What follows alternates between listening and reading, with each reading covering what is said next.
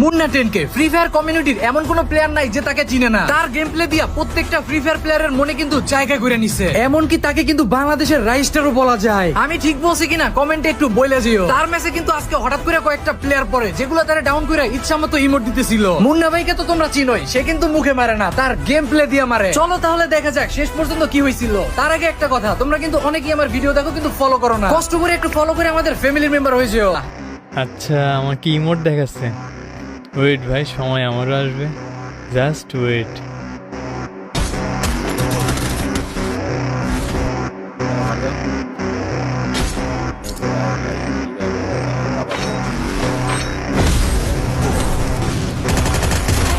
Down है, nice. भाई दो गॉग गॉग दोस्तों, गॉग गॉग